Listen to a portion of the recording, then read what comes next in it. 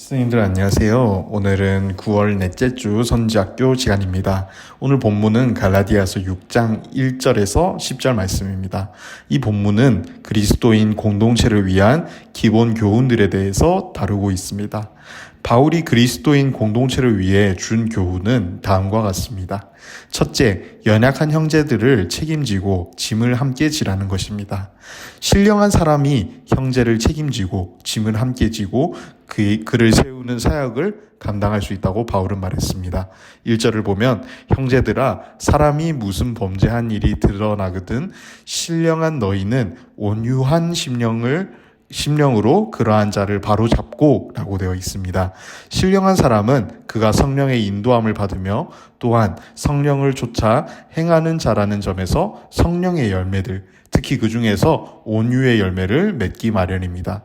온유의 열매를 맺은 신령한 자들은 형제의 범죄를 정죄하거나 멸시하기보다는 온화하고 부드러운 태도로 그를 이전의 좋은 상태로 회복시켜 줄 수 있다는 것을 바울은 말하고 있습니다. 즉 신령한 자만이 형제를 바로 세워주는 사역을 감당할 수 있다는 말입니다. 예수님께서도 이러한 사역에 대한 훌륭한 모범을 우리들에게 보여주셨습니다. 레위라는 세리가 예수님의 부르심에 따라 모든 것을 버리고 주님을 쫓았습니다. 어느 날 그가 예수님을 위해 큰 잔치를 베풀었는데 그 자리에는 세리와 많은 죄인들도 함께 했습니다. 그러자 바리새인과 서기관들이 예수님과 제자들을 향하여서 비방하며 말하길 너희가 어찌하여 세리와 죄인과 함께 먹고 마시느냐라고 했습니다. 그러자 예수님은 한마디로 이들의 질문을 일축하셨습니다. 건강한 자에게는 의원이 쓸데없고 병든 자에게라야 쓸데있나니 내가 의인을 부르러 온 것이 아니요 죄인을 불러 회개시키러 왔노라. 이처럼 지상에서의 예수님의 사역은 죄인들 그리고 약자들을 바로 세우는 일에 초점이 맞춰져 있었습니다.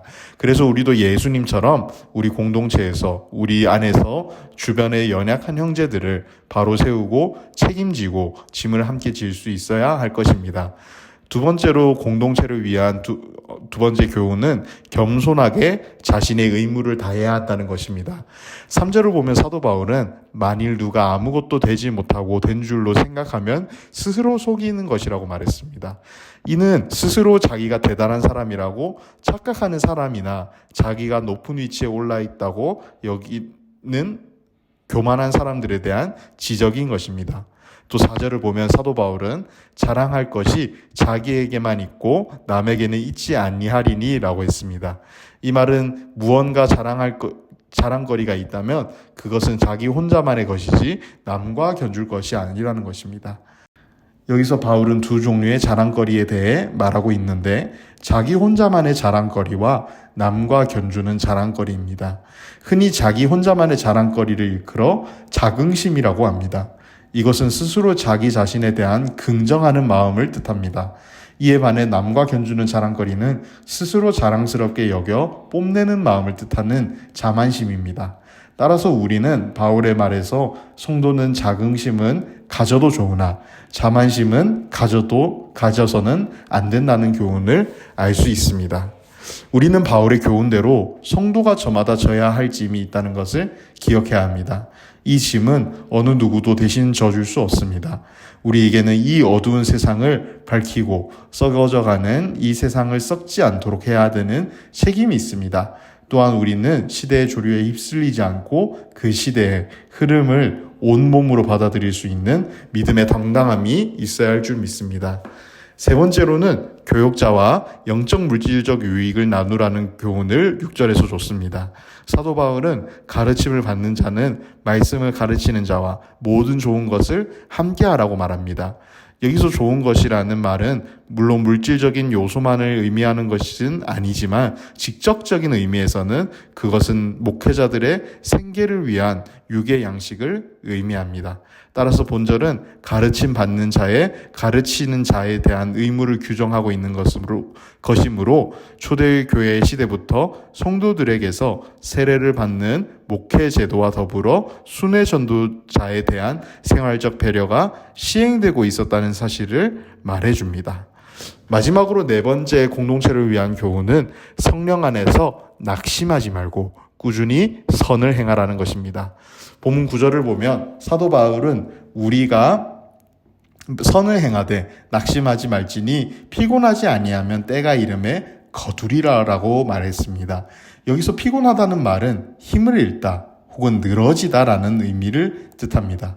따라서 본절의 말씀은 우리가 실망하여 늘어지지 않고 지속적으로 선을 행한다면 언젠가는 그 열매를 얻게 될 것이라는 것을 뜻합니다. 우리가 선을 행하는 것은 마치 씨앗을 심는 것과 같습니다. 만일 농부가 씨를 뿌리다가 실증이 난다고 해서 밭을 태반이나 불모로 내버려 둔다거나 혹은 씨앗을 심어놓고 아무것도 하지 않고 가꾸지 않는다면 그의 수확은 반 이상 혹은 아예 잃어버릴 수도 있을 것입니다. 하지만 야고보서 기자는 야고보서 5장 7절에 다음과 같이 말했습니다. 농부가 땅에서 나는 귀한 열매를 바라고 길이 참아 이른 비와 늦은 비를 기다리니. 아멘. 그러므로 우리도 길이 참는 가운데 선한 일을 행하여야 할 것입니다. 우리가 인내로서 선행의 씨앗을 심고 실망하지 않는다면 때가 되어 반드시 거두게 될 것입니다. 이처럼 선행은 지속적인 노력, 끊임없는 노고를 필수적으로 요합니다. 하지만 안타깝게도 오늘날 교회 공동체 안에 있는 성도들 중에서는 선을 행함에 있어서 너무 쉽사리 낙심하는 사람들이 많습니다. 그들은 선행에 대한 결과물이 곧바로 나타나지 않는다는 사실에 조바심을 낼 수도 있고, 또 그들은 자신이 선행을 베푸는 대상이 나아지는 기색이 조금도 보이지 않는 것에 대해 배신감을 느끼기도 합니다. 자신이 이렇게 희생한다는 것을 안다면 조금은 고마워해야 하는 것이 당연하지 않냐 하면서 푸념하는 마음들도 있습니다. 교회 공동체 안의 성도는 선을 행하되 끝까지 행해야 합니다. 그날 심어서 그날 거두려는 조급함에서 벗어나야 합니다. 자신에게 주어질 믿음의 상에 소망을 두고 인내로서 끝까지 선을 행해야 됩니다. 그리할 때 주님께서는 우리에게 있는 풍성함으로 우리를 채우실 줄 믿습니다. 성도의 삶은 심음과 거둠의 원리에 근거하고 있습니다. 그가 어떤 씨앗을 어떻게 심느냐에 따라 그 열매는 결정나기 때문입니다. 심은 대로 거둔다라는 원리는 이 세상을 주관하시는 하나님의 만고불변의 법칙입니다. 따라서 성도의 공동체 생활에 있어서 그가 이웃을 향해 어떤 씨앗을 심느냐에 따라 그가 거둬들이는 열매는 달라질 것입니다. 즉, 연약한 형제를 온유한 신령으로 바로 세워주고 섬겨주고, 형제가 도저히 혼자 들 수 없는 무거운 짐을 함께 들어주고, 그들에게 경제적으로 자랑하지 않으며 좋은 것을 함께 나누며 끝까지 선을 행하는 그러한 씨앗을 심어야 하는 것입니다. 그리할 때 우리 교회는, 우리 유아부는, 우리 공동체는 아주 튼실한 열매를 풍성히 거둘 수 있음을 믿습니다. 함께 기도하고 오늘 선지학교 마무리하겠습니다. 사랑이 많으신 하나님 아버지, 오늘도 우리 유아부와 유아부의 모든 가족들과 함께 해주심을 감사드립니다. 주님께서 주신 이 교훈대로 우리가 우리의 공동체를 건강하게 세우고 서로를 사랑하고 서로를 세워주며 배려하고 함께 짐을 지고 가는 우리 유아부가 되기를 원합니다. 끝까지 선을 행하는 자들은 낙심하지 않을 것이라는 그 말씀을 기억하면서 우리가 끝까지 주님이 주실 그 상을 기대하며 소망을 품고 선을 행하는 우리 유아부의 모든 구성원이 될 수 있도록 도와주시옵소서.